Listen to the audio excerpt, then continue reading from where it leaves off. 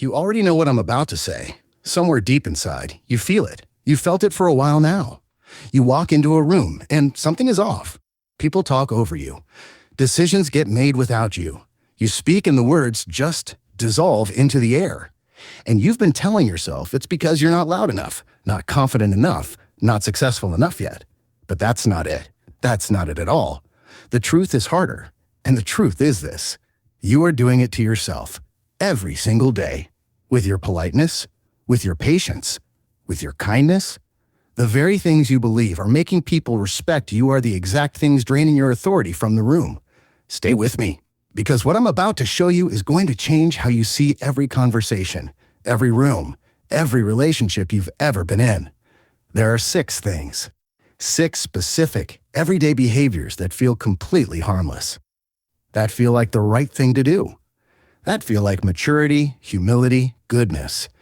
But they are quietly, consistently, invisibly dismantling the way people perceive you. And once you see them, you cannot unsee them. Let's start here. With the word sorry. You say it constantly. You say it when you ask a question. You say it when you need something. You say it when someone else bumps into you. Sorry to bother you. Sorry for asking. Sorry, this might be a stupid idea. And every single time that word leaves your mouth unnecessarily, you are making a withdrawal from your credibility account. You are telling people, before they've even processed what you said, that you don't fully trust your own right to speak. Think about that. You are apologizing for existing in conversations, for having thoughts, for taking up space in a room that you earned the right to be in. And people notice, not consciously. They don't sit there thinking, this person apologizes too much. It registers below the surface. It shapes the invisible architecture of how they see you. Over time, you become the person whose words come preloaded with doubt. And doubt is contagious. The Stoics knew this 2,000 years ago. Epictetus, a man who was once a slave, who had every reason in the world to shrink, to apologize, to beg for approval, refused to. He understood that your inner posture determines your outer standing. The moment you treat your own voice as an inconvenience, others will too. So stop apologizing for being present. Stop softening your existence for other people's comfort. Now, here's the second one. And this one is subtle. This one hides behind what looks like warmth and likability. You laugh at things that aren't funny to you. Someone makes a comment. It lands flat in your chest. But your face pulls into a smile anyway. You let out a small laugh, maybe even agree. Because you don't want to make things awkward. Because you want to be liked. Because conflict feels dangerous. But every fake laugh is a surrender. Every smile you don't mean is a tiny betrayal of yourself. And people feel inauthenticity even when they can't name it. They feel the gap between your reaction and your truth. And that gap erodes trust. It makes them feel like they can never really read you. Like you're performing.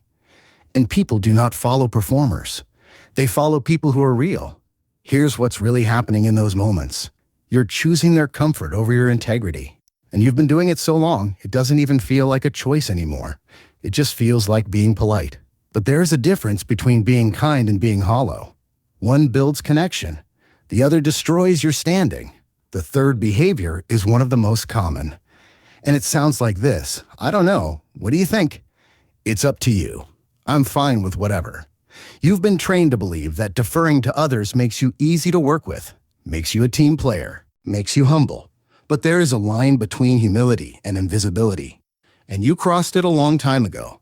When you constantly avoid having an opinion, when you consistently refuse to take a position, people stop asking you. Not because they don't value you, but because they've learned not to expect anything from you. You become background noise in decisions that affect your own life. You get handed whatever's left after everyone with opinions already chose. And you accept it. Because saying, I'm fine with whatever, has become your armor. Your way of never being wrong, never being challenged, never being exposed. But here's the cost. You are never truly seen. And people cannot respect what they cannot see. The fourth thing, oversharing your insecurities. Listen carefully. Vulnerability can be powerful. Real, intentional, well-placed vulnerability builds deep human connection. But there is another kind. The kind that spills out nervously before you've even been questioned. The kind where you walk into a meeting and immediately say, I'm not really an expert on this, but the kind where you preemptively list your weaknesses before anyone asked. You think this makes you relatable. You think humility is always an asset. But what you're actually doing is building the case against yourself before anyone else has the chance to. You are the prosecution and the defendant. And you keep winning the wrong side. Strong people acknowledge their humanity without broadcasting their self-doubt. They let their work speak before their fears do. The fifth thing cuts even deeper. It is agreeing just to end the tension. Someone says something you disagree with. The air gets tight. And instead of holding your ground, you feel yourself softening, nodding, saying, "Yeah, you make a good point," when inside you're thinking the opposite. The relief is immediate. The damage is slow. Because every time you collapse under social pressure, you teach people that your positions aren't real, that your convictions are negotiable, that if they push hard enough, long enough, you will eventually bend, and they will use that, not always maliciously, but they will. They will keep pushing because they've learned that pushing works with you. Marcus Aurelius wrote that a man who stands for everything stands for nothing. Your willingness to be moved by pressure rather than by reason is not flexibility. It is fragility dressed in politeness. Hold your ground. Not with aggression, not with arrogance, but with the quiet, immovable certainty of someone who has thought their position through and knows why they believe what they believe. And the sixth behavior. This is the one that ties them all together, seeking constant reassurance, ending your statements as questions, watching people's faces after you speak to gauge whether you got it right. Asking, "Does that make sense?" after every point, not because you want clarity, but because you need approval. You have outsourced your confidence to other people, and they are running out of capacity to hold it. Here is what nobody tells you about authority. It is not about being harsh.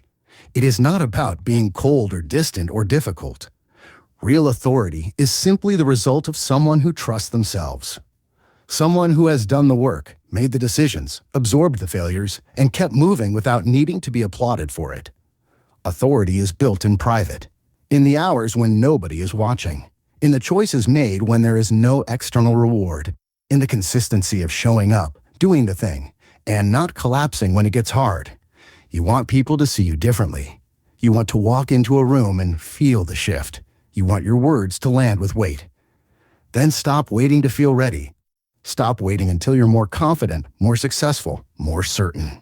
Confidence is not a feeling that arrives before action. It is the residue of action already taken. The disciplined practice when you didn't feel like it.